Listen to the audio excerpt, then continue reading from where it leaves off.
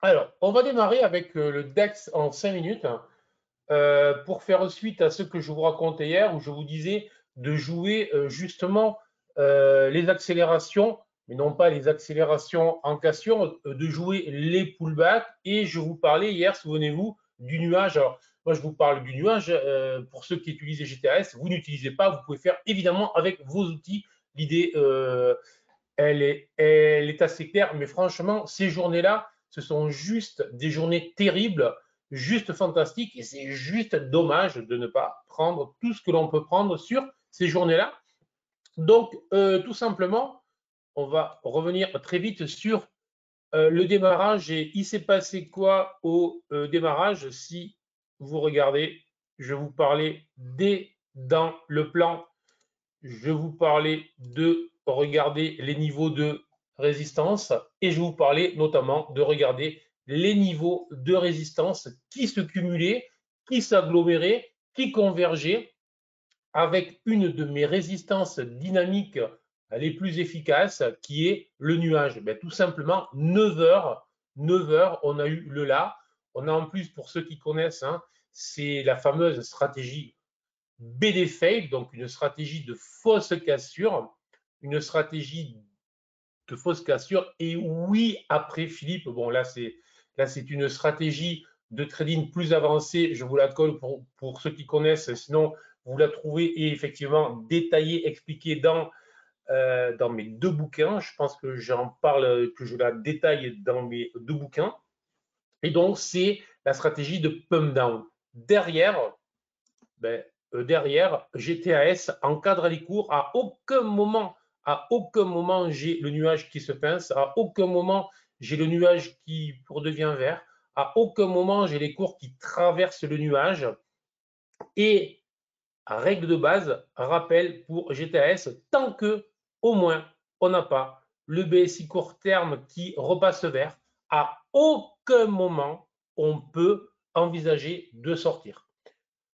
C'est juste ces propos pour vous dire que je suis trader, donc je prends plutôt des positions rapides et je vais sortir plutôt rapidement. Je ne suis pas un trend follower, c'est ce que je veux dire. Je ne crois pas du tout au trend following bête et méchant, si vous m'autorisez cette expression, qui est le trend following ou je dirais le trend following de ceux qui ne tradent pas ou qui ne savent pas trader sans être méchants.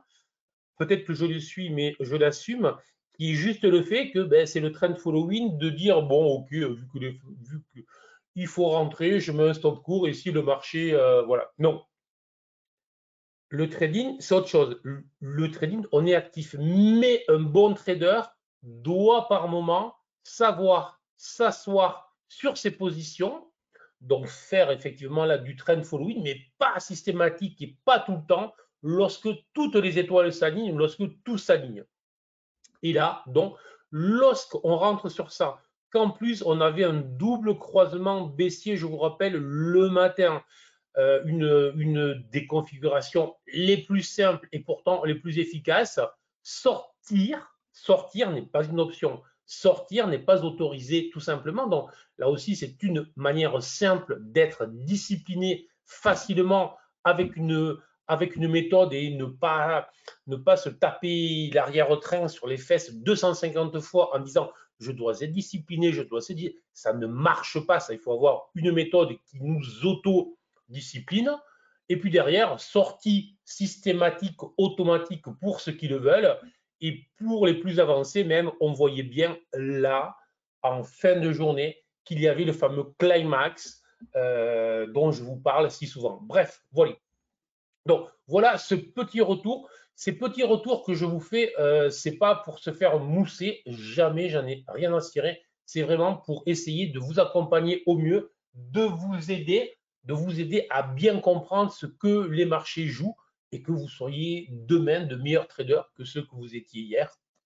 Et ça, même si demain c'est le week-end, ce sera lundi.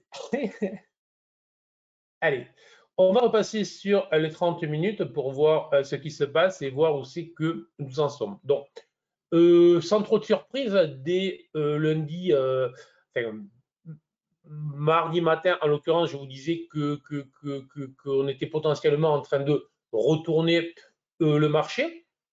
Ben, ce qui va nous intéresser maintenant, c'est de savoir est-ce qu'on a vraiment breaké un niveau très important ou est-ce que le marché va rebondir comme il le fait depuis 3 mois, 4 mois, hein. En fait, pour moi, depuis le 18 janvier, où on avait fait un premier point haut significatif, après on a fait des hauts plus hauts, mais le point pivot, il est daté de ce moment-là. Donc, on a eu 3 semaines, 2-3 semaines de hausse sur les marchés européens. Depuis, on est dans un marché qui a vraiment une philosophie, déjà une manière de bouger, des vagues qui fonctionnent en trading range, tout simplement. Bon. Donc, la question qui vaut des sous, c'est est-ce qu'on va rebondir sur les bas qui ont été faits hier ou pas? Je n'ai pas de réponse à cette question. Je n'ai pas de réponse.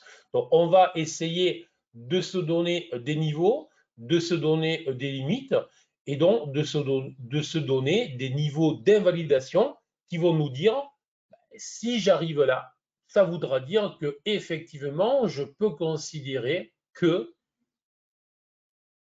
j'ai fait un point bas, que je suis soit vraiment en trading range, soit que je vais me refaire une vague de hausse. Alors, le plus probable à ce stade, déjà, c'est de ne pas se refaire une vague de hausse comme on a connu la semaine dernière.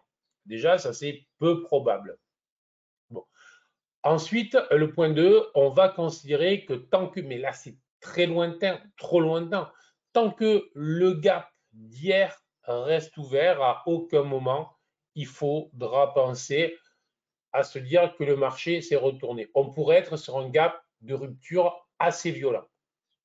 Donc, c'est vraiment un niveau qu'il faut surveiller. Le corollaire ou la suite logique de ce que je vous dis là, c'est que si jamais le DAX revenait sur les 15 900, 950, ça marquerait plus que probablement la fin de ce mouvement baissier. Donc, il nous reste cette zone de 350 points, 300, 350 points, où le DAX peut rebondir plus ou moins fortement sans remettre en question cette tendance baissière.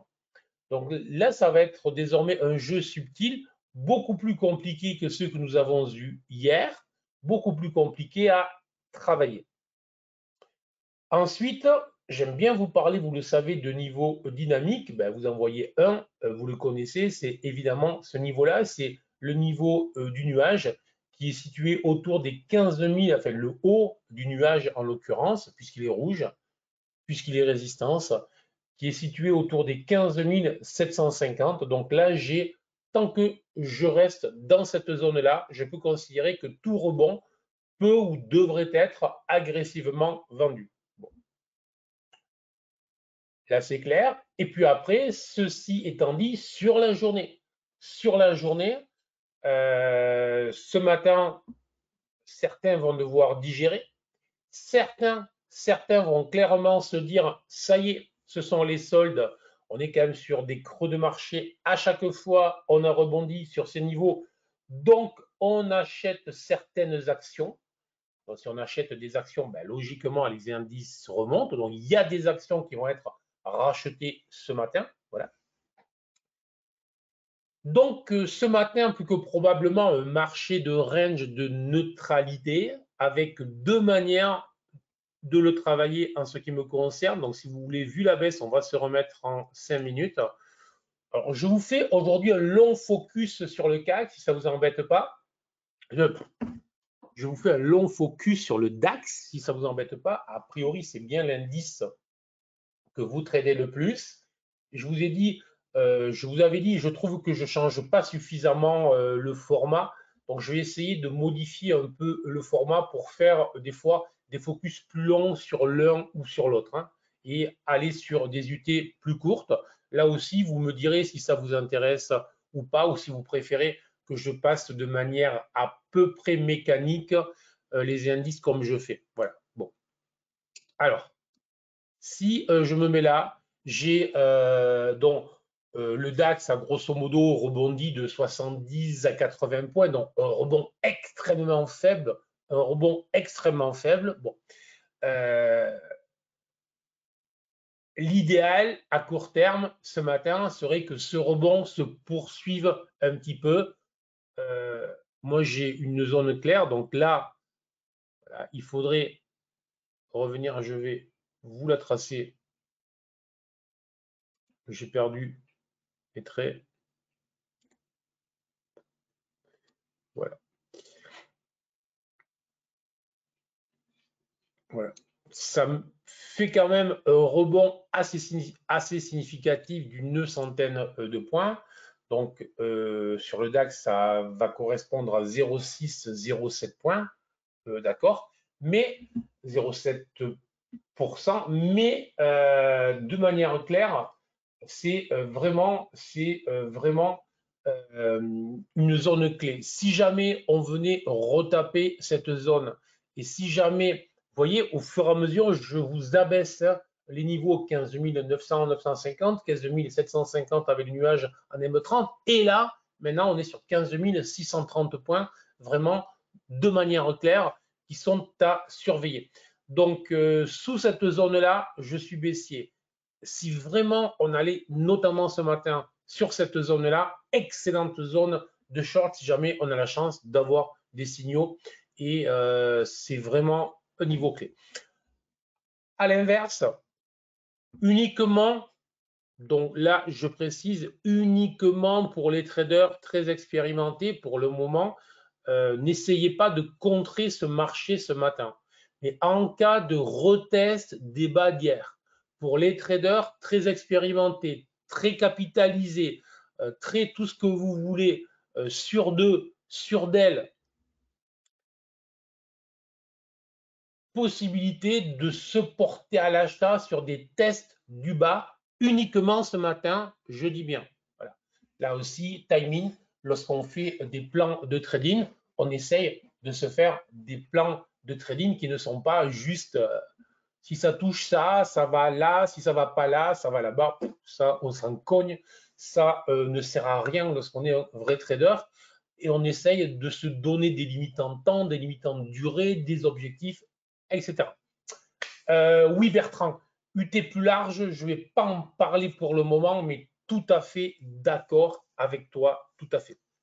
Voilà, donc voilà deux grosses zones à surveiller ce matin. Alors, pourquoi est-ce que je vous parle de ce matin? Je vous rappelle, cet après-midi, nous avons quoi? Nous avons le chiffre, la statistique de l'emploi américain, 14h30. Et pourquoi c'est important? Parce que hier, nous avons eu les premières statistiques sur l'emploi et les stats sur l'emploi ont été explosives, mais non pas explosives, mauvaises, très bonnes, trop bonnes. Et comme la veille, on avait eu les minutes de la Réserve fédérale. Bonjour, bonjour à ceux qui arrivent. Toujours très sympa de vous signaler quand vous arrivez, franchement, c'est très sympa.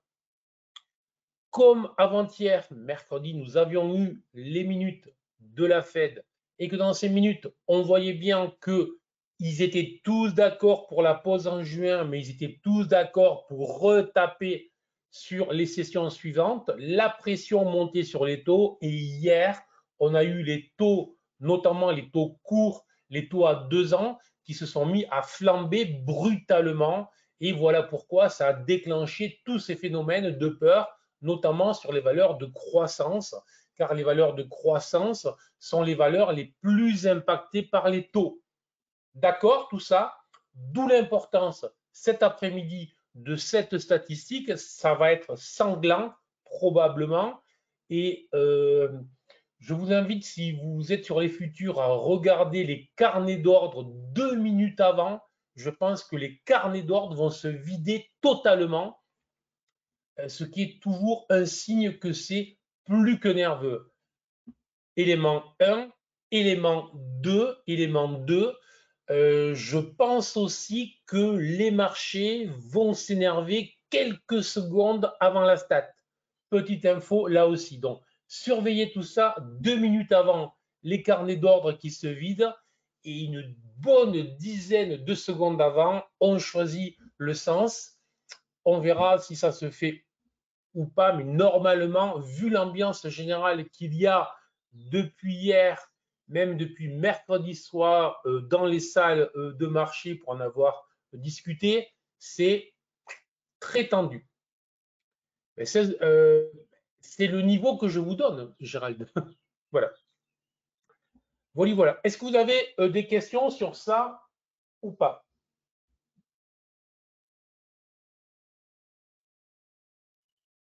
C'est bon? Allez. On se remet en 30 minutes. C'est bien d'approfondir de temps en temps comme tu fais, très clair, ok, non, pourquoi, ok, le niveau. Voilà. Alors, le CAC. Le CAC, on va retrouver la même configuration. Donc, c'est pour ça que je ne veux pas répéter les mêmes choses sur tous les indices lorsque les configurations sont vraiment à l'identique. Je vous parlais hier du niveau des 7170. Le suivant, c'était les 7070. C'est vraiment le niveau sur lequel le CAC est venu s'appuyer. C'est vraiment le niveau sur lequel le CAC est venu. Et depuis, il rebondit tout simplement. Donc, aucune surprise à ça. C'était tout simplement un des points bas réalisés. Ça devait être au mois de mai, fin mai, sauf erreur. Donc, c'est un niveau clé, c'est un niveau qui est très important. On sait aussi que derrière ce niveau, c'est les 6800 que nous aurons en visu. Donc, au moins ce matin, la proba, c'est que ça achète un petit peu, que ça, je vous dis bien, ça doit acheter des actions. Il y a pas mal d'actions qui étaient recommandées à l'achat qui ont pris des gros bouillons. Et lorsque vous êtes un gérant moyen long terme, tout repli de 3, 4, 5% est l'occasion de pouvoir rentrer sur des actions, notamment si vous ne les aviez pas ou si vous vouliez renforcer une ligne. Donc, on devrait avoir ce matin toujours cette réaction à l'achat. Si ce n'est pas le cas, c'est sanglant. Je préfère être clair. Donc, encore une fois, peut-être qu'on est sur un niveau de rebond. Peut-être que les marchés vont tenir. Mais dans tous les cas, je déconseille plus que fortement d'acheter ces niveaux parce que ça peut être suicidaire. Alors, c'est possible lorsqu'on est un trader expérimenté, que l'on a du temps, qu'on est capitalisé, etc. Mais acheter là, ça veut dire être juste trader contrarien agressif, envisager que ça va tenir, ce qui est une possibilité, bien évidemment. Voilà. Ou si vous le faites uniquement avec des stops. Mais la caractéristique des traders contrariens non expérimentés, mal capitalisés ou sous-capitalisés au choix, c'est j'achète parce que j'ai vu à la télé un gars qui dit qu'il faut acheter. J'achète à 7100, puis comme il dit que ça risque rien, que tout va bien, si ça baisse à 7000 et j'achète à 7000, etc. Et comme ça, c'est le meilleur moyen de ne pas faire un vieux trader, de faire une très très courte carrière dans le trading. Donc là, je veux être cash, je veux être clair, je ne suis pas là pour vous faire croire que je suis là pour essayer de vous inculquer un certain nombre de règles qui vont faire que dans 10 ans, 15 ans, 20 ans, 30 ans, vous serez là, vous gagnerez en bourse régulièrement, vous vous ferez plaisir, etc. Et tout se passera bien et vous investirez sans stress. Voilà. Si je fais ça, j'ai réussi mon coup. Si sous 3 mois, vous faites partie des, on ne va pas dire le pourcentage, vous le connaissez tous, de ceux qui ne font que passer sur les marchés attisés ou attirés ou je ne sais quoi par 3 vidéos YouTube ou 3 pubs de formation, là, ça ne marche pas et là, ça ne m'intéresse pas. Donc, j'espère que je suis clair là aussi. Sur le CAC aussi, possible gap de rupture pour toi, sinon comblé, bien évidemment, c'est la même chose sur tous les indices. Voilà.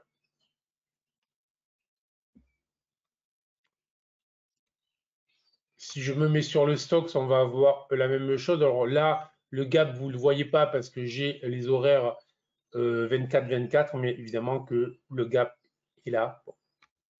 Allez, on va aller voir le S&P 500. S&P 500, hier, je vous disais quoi?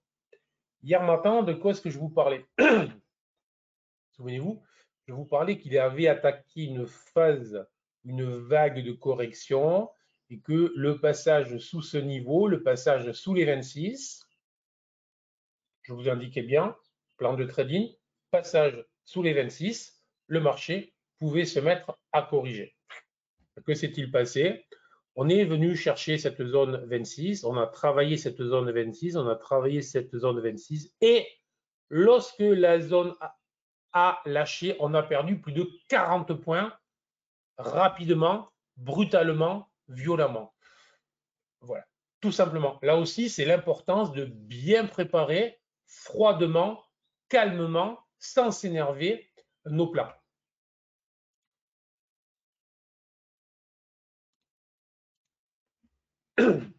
Depuis, tout est passé rouge, mais j'ai eu un rebond significatif et je m'inscris aujourd'hui encore ce matin dans le nuage qui lui s'est retréci fortement. Autrement dit, je n'ai pas eu sur le S&P 500 de dynamique puissante qui s'est mise en place. Même mieux, je dirais, si je regarde le chandelier daily, le chandelier quotidien, je constate que j'ai presque un signal d'achat là. Donc, grosse différence, marché américain, marchés européens, comme toujours. Je le disais en janvier à février à tous mes abonnés, lorsqu'on entendait sur tous les médias, chez tous les professionnels, c'est la revanche de l'Europe, la France, le CAC, Nasdaq, c'est formidable. Ça fait juste à peu près 30 ans que j'entends ça et à chaque fois que je l'entends le premier trimestre, ça finit toujours très mal pour l'Europe. Encore une fois, ça en est la preuve. Les problèmes viennent des États-Unis puisque les problèmes viennent d'une surchauffe de la machine économique américaine malgré la hausse des taux. La machine économique, notamment au niveau de l'emploi, ne refroidit pas, dont les investisseurs sont très inquiets quant au niveau des taux qui devra être mis en place pour arrêter vraiment la machine économique, pour la faire refroidir fortement, si vous préférez. Donc du coup, grosse inquiétude, mais au final, ce qu'on peut ce sont les marchés européens, ce ne sont pas les marchés américains. Comme toujours, systématiquement. Peut-être qu'un jour, ça changera, mais encore une fois, à chaque fois que j'ai entendu ce coup-ci, c'est différent, ça n'a jamais été différent. Et donc là, autant je suis très clair sur les marchés européens où on a des niveaux d'invalidation baissière, sur les marchés américains, sur le S&P 500 notamment, pour le moment, attention, c'est baissier, tout est rouge, dans le nuage, sous le BSI Line, sous ma zone qui hier déclenchait le signal baissier, le signal short, la vente short, mais beaucoup moins agressif à la baisse et presque plutôt en attente de voir si on ne va pas repasser les 44,26, les 4426, car dans ce cas-là, probablement que je repasserai haussier sur le S&P 500. Donc, zone très claire. Donc, sur les uns, vendeurs sur les marchés européens, vendeurs sur rebond. Sur les marchés américains, sur le S&P 500 en particulier, neutralité, attente. Si le nuage tient, évidemment, je vous le redis, si le nuage tient les cours et qu'on reste en dessous, je reste baissier, bien évidemment. Mais vu la forme du V-bottom ici, je vais attendre avec curiosité un passage éventuel des 4426. Sous le nuage, baissier.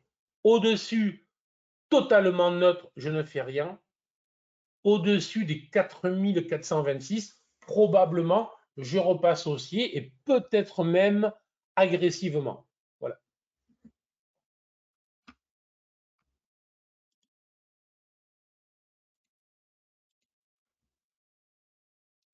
Alors, le Wall Street, hier, là, je vous proposais un plan éventuel haussier. Le moins qu'on puisse dire, c'est que le plan haussier, il ne s'est pas fait, mais très pratique, très agréable, sans problème.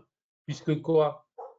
Puisque tout simplement, ce plan haussier, il ne se fait pas, il ne se met pas en place, mais à aucun moment on a eu la cassure, à aucun moment on a eu la validation par les prix et à aucun moment on a eu la validation avec les indicateurs. Autrement dit, no stress, aucun risque, on sort par le bas.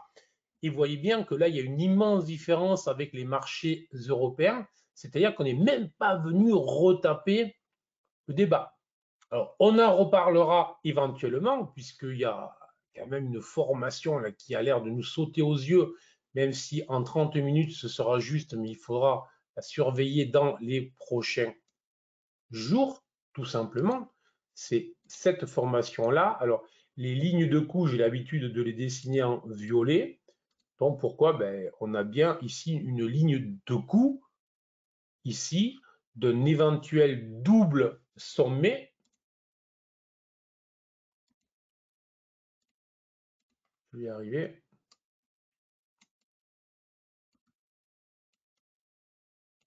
Pour moi, là, on va rester dans un magnifique point d'interrogation. Donc, à surveiller. Je dis bien à surveiller. On n'anticipe pas, puisque je ne sais pas. Après, il y a un truc intéressant là, c'est évidemment si nous avions un double sommet et que ce double sommet soit marqué par une île de retournement, ça serait plus que très intéressant. Mais là, on en reparlera sous les 33 600, ça nous offrira 1000 points, pratiquement 900 à 1000 points à aller chasser sur le dos. Voilà. On n'en est pas là. Mais là, je vous fais, je dirais, un plan swing exceptionnellement. Après, on verra comment est-ce qu'on le trade en intraday, puisqu'un plan swing tout seul n'a pas un immense intérêt si on ne sait pas comment le trader. Le Texan. Alors, le Texan, on va... Texan.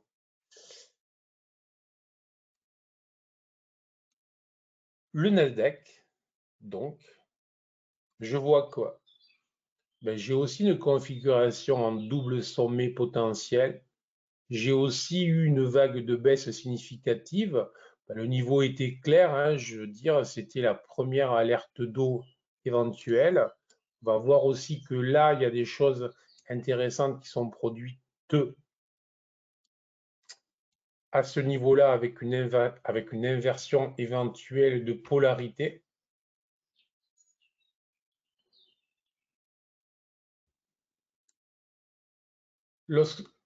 Lorsque je vous parle du DO, c'est effectivement l'indice DJA ou IRV. Le DO est l'indice DJA, Dow Jones Industrial Average, dans mon excellent anglais, bien évidemment. Donc, j'ai là mon inversion de polarité, support, résistance éventuelle, remarqué ici, évidemment, là on va surveiller, puisque tout est rouge, on va constater que tant que le Nasdaq reste le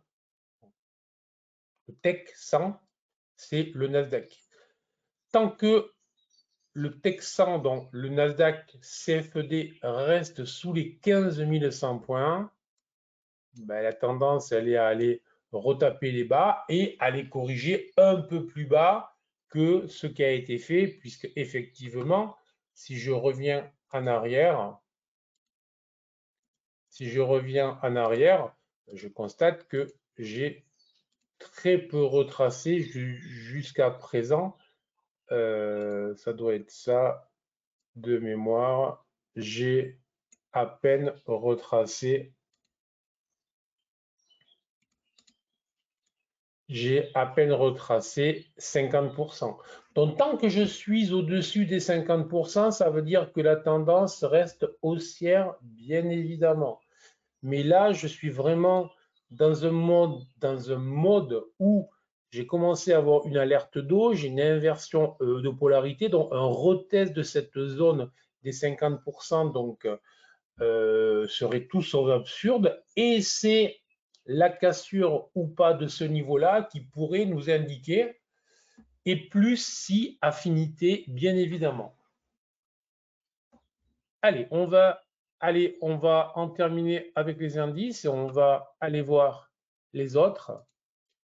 Les autres, c'est quoi? On va commencer par l'euro-dollar. Alors, l'euro-dollar, il faut juste que je le corrige. Je vous disais que là, j'étais sur ma vieille version de GTAS. Donc, l'euro-dollar, toujours cette vague corrective ABC, XABC. Donc, ABC, XABC, ça signifie on est dans des ranges complexes. Donc, en tant que trader, je ne m'intéresse qu'aux choses claires. Ce n'est pas clair, je zappe. Ça ne sert à rien de faire des plans très compliqués. Alors, le gold, je vous rappelle cette magnifique ETEI qui avait fonctionné. Hier, on m'a proposé une autre ETEI éventuelle qui était possible. Alors là où ça va être intéressant, bon là ça va commencer à faire beaucoup d'obliques, mais on va les garder pour le moment parce qu'elles sont toujours là, toujours assez pertinentes. Et là, j'ai une correction sur le gold en ABC. Voilà. Mais attention, la base du gold, hein, dès lors que les taux montent, le gold est plutôt vendu. Je vous le dis, ça c'est un point, on va dire, fondamental, logique. Hein.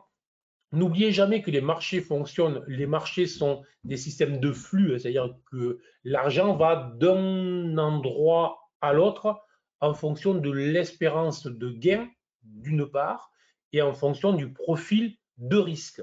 Le marché financier, c'est ça, c'est tout. On résume le marché financier à ce que je vous dis là. L'espérance de gain, profil de risque et de l'argent qui va vers l'un ou vers l'autre. Et logiquement, l'or est en concurrence avec les marchés obligataires. Et lorsque les marchés obligataires grimpent, enfin, lorsque les taux montent, donc le prix des obligations monte et que le prix des anciennes obligations baisse, ben, vous avez de l'argent qui va se projeter vers les obligations et qui va sortir notamment de l'or, puisque l'or est un actif, on va dire, de protection, mais sans aucun rendement. Bon, mieux vaut aller vers des actifs protégés ou relativement protégés, mais qui offrent en plus un rendement. Lorsque vous avez plus de 5% sur des obligues à 2 ans avec la signature US, c'est assez sécure quand même. Ok. Voilà. Donc, ceci étant dit, je vois bien que l'or évolue dans ce trading range légèrement descendant, ce canal pas très propre, mais descendant, et vient de me faire une correction en ABC. Tout est rouge sur le fond et le fondamental ne plaide pas pour une accélération vers le haut. Mais si jamais on avait un retournement cet après-midi des taux, un retournement macro avec des nouvelles sur l'emploi moins mauvaises que, enfin, moins bonnes si vous voulez, moins bonnes que celles qui sont attendues et donc meilleures pour les marchés financiers, à ce moment-là, effectivement, on pourrait avoir un joli redéclenchement sur l'or. Mais pour le moment, ça fait beaucoup de si, ce que je vous raconte là. Pour le moment, c'est baissier, pointe à la ligne. Donc, on pourra surveiller, pointe à la ligne, non, c'était juste un point virgule. On pourra juste surveiller ça, c'est-à-dire une TLR, une oblique descendante, surveiller le break de cette oblique descendante qui pourrait nous indiquer que tout ça est en train de se retourner. Voilà. Donc, le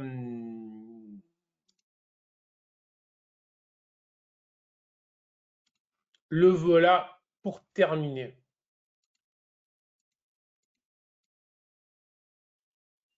De l'importance de bien tracer ces niveaux, de ne pas l'avoir mis là, de ne pas l'avoir mis là. Vous voyez, hier, je vais vous proposer un niveau en vous indiquant, donc là, excusez-moi, je vais trop vite. Je suis sur le pétrole américain.